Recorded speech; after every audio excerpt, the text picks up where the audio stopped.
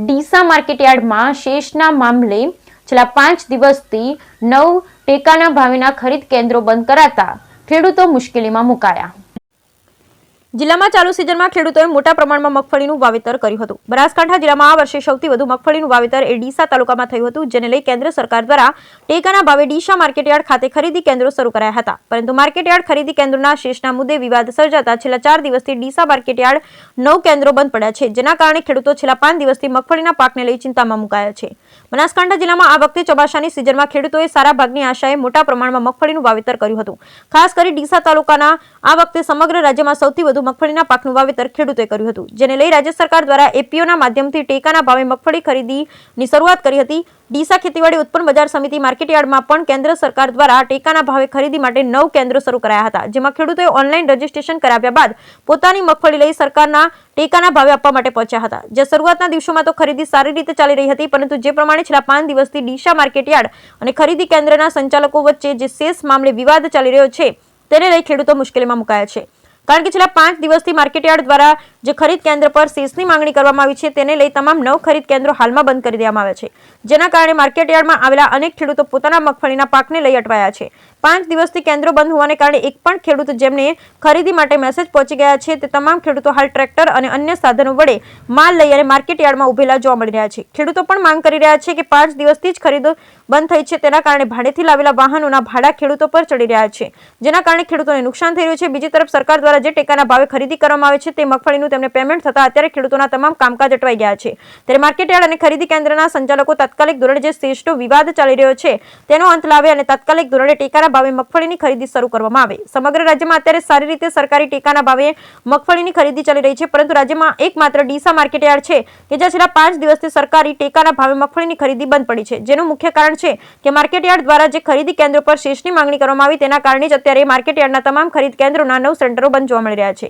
આ બાબતે ડીસા ખેતીવાડી ઉત્પન્ન બજાર સમિતિ માર્કેટયાર્ડના સેક્રેટરી અમર જોશીએ જણાવ્યું હતું કે સરકાર દ્વારા પરિપત્ર કરવામાં આવ્યો છે કે જે પણ માર્કેટયાર્ડમાં પાકની આવક વધારે હોય તે માર્કેટયાર્ડમાં સરકાર દ્વારા કોઈપણ પ્રકારનો શેષ આપવામાં આવતો નથી, જેના કારણે માર્કેટયાર્ડ દ્વારા અહીં જે ખરીદ કેન્દ્રના સંચાલકો માર્કેટયાર્ડની જગ્યાનો ઉપયોગ લાઇટ પાણીનો ઉપયોગ કરી રહ્યા છે, તેને લઈ શેષ નક્કી કરવામાં આવ્યો છે। જે ખરીદ કેન્દ્રના સંચાલકો ભરવાની ના પાડતા હાલમાં તમામ 9 કેન્દ્રો જાતે જ ખરીદ વેચાણ સંઘના સંચાલકોએ બંધ કર્યું છે। ડીસા માર્કેટયાર્ડ સંચાલન મંડળ દ્વારા કોઈપણ પ્રકારે ખેડૂતોની મગફળીની ખરીદી કરવાની ના નથી પાડી। ડીસા માર્કેટયાર્ડમાં અત્યારે મગફળીના પાકની આવક વધતા જગ્યાની ઘટ જોવા મળી રહી છે, ત્યારે માર્કેટયાર્ડ દ્વારા અન્ય જગ્યાએ મગફળીની ખરીદી કરવામાં આવે તે માટે પણ જિલ્લા કલેક્ટરમાં રજૂઆત કરવામાં આવી છે। જ્યારે શેષ મામલે સેક્રેટરીએ જણાવ્યું હતું કે અત્યારે જે ખરીદ વેચાણ કેન્દ્રના સંચાલકો છે, તેમની પાસે ડિપોઝિટ પેકેજ રકમની માંગણી કરવામાં આવી છે। જ્યારે સરકાર શેષની રકમની ચૂકવણી કરશે તે સમયે તમામ શેષની રકમ જે ડિપોઝિટ પેટે ખરીદ વેચાણ સંઘના સંચાલકો પાસેથી લેવામાં આવે છે, તે પરત આપવામાં આવશે।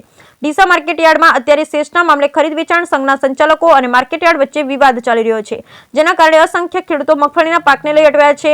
અત્યારે ખરીદી બંધ થતાની સાથે ડીસા માર્કેટયાર્ડ ખેડૂતોની મગફળીની આવકમાં વધારો થઈ રહ્યો છે, જેના કારણે આખું માર્કેટયાર્ડ મગફળીથી ઉભરાઈ જવા પામી છે। અત્યારે તમામ ખરીદી સેન્ટરો પર ખેડૂતોની મગફળીના ઢગલા જોવા મળી રહ્યા છે, ત્યારે માર્કેટયાર્ડ અને ખરીદ વેચાણ સંઘના વિવાદનો અંત આવે અને તાત્કાલિક ધોરણે ખેડૂતોને જે મગફળીનો માલ છે તે ખરીદી શરૂ કરવામાં આવે। બ્યુરો રિપોર્ટ ભરત ઠક્કર, ડીસા બનાસકાંઠા। મારું નામ વાઘેલા સરવણસિંહ માનસિંહ, ગામ રામસણ। ડીસા એપીએમસીની અંદર સંસ્થા દ્વારા ખરીદી આપેલી છે ટેકાના ભાવે મગફળીની। મગફળી છેલ્લા 5 દિવસથી ખરીદવાનું બંધ છે। એક ડીસા એપીએમસીની અંદર જ ખરીદી બંધ છે, બાકી ગુજરાતમાં બધે ચાલુ છે।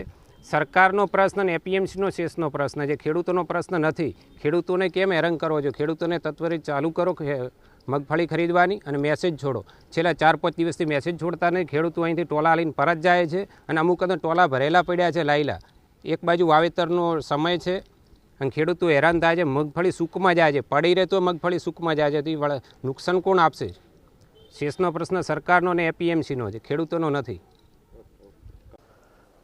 રાજ્ય સરકાર દ્વારા ટેકાના ભાવે મગફળી ખેડૂતો પાસેથી ખરીદી કરવાનું શરૂ કરેલ છે, જે અંતર્ગત બજાર સમિતિ ડીસાના તાલુકા વિસ્તારમાં પણ સરકારશ્રીએ નોમિનેટ કરેલી એજન્સી મારફત સબ એજન્સીઓની નિમણૂક કરી અને ટેકાના ભાવે મગફળીની ખરીદી શરૂ કરેલ છે। બજાર સમિતિની અંદર અત્યારે રવિ સિઝનમાં મગફળીની આવકો વધુ હોય અને જગ્યાનો અભાવ હોય, જે બાબતે અમે જિલ્લા રજિસ્ટ્રાર સાહેબનું પણ ધ્યાન દોરેલ છે કે ભાઈ અન્યત્ર આ ખરીદી શરૂ કરવી। બજાર સમિતિ એ એક સ્વાયત્ત સંસ્થા છે, જેની આવક એ માર્કેટ ફી મુખ્ય સ્ત્રોત છે અને માર્કેટ ફીના માધ્યમથી આ બજાર સમિતિનું સંપૂર્ણ સંચાલન થતું હોય છે.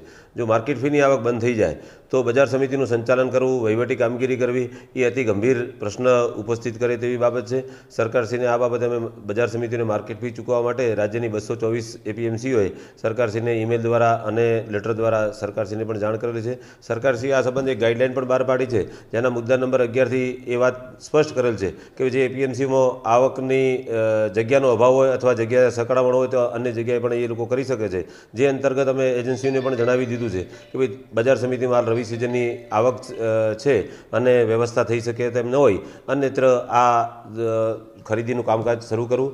તે સિવાય બજાર સમિતિએ પોતે કોઈ પણ જાતની ખરીદી અટકાવેલ નથી કે કોઈ ખેડૂતોની નોંધણી પણ અટકાવેલ નથી કે એમના મેસેજ પણ અટકાવેલ નથી કે એજન્સીઓને પણ એવી કોઈ સૂચના અમે આપી નથી કે ભાઈ તમારે કામગીરી બંધ કરવી. ફક્ત અમે તો અમારી જે પ્રિમાઇસીસનો ઉપયોગ થાય છે એની વહીવટી કામગીરી, એની એક કામગીરી બાબતે એમની સાથે ચર્ચા વિચારણા કરી હતી. એ અનુસંધાને એમને અમે વાત કરી હતી. એના સિવાયની અત્યારેથી કોઈ જાત. મારું નામ જાટ વાલાજી દીપાજી, ગામ લક્ષ્મીપુરા. મારું 3/10 નોંધણી થયેલી છે 11 વાગે અને હજી સુધી કોઈ મેસેજ આવ્યો નથી અને અમે વારંવાર ધક્કા ખાઈએ છીએ. માર્કેટના મેસેજ નથી આવતા કે શું પ્રોબ્લેમ છે.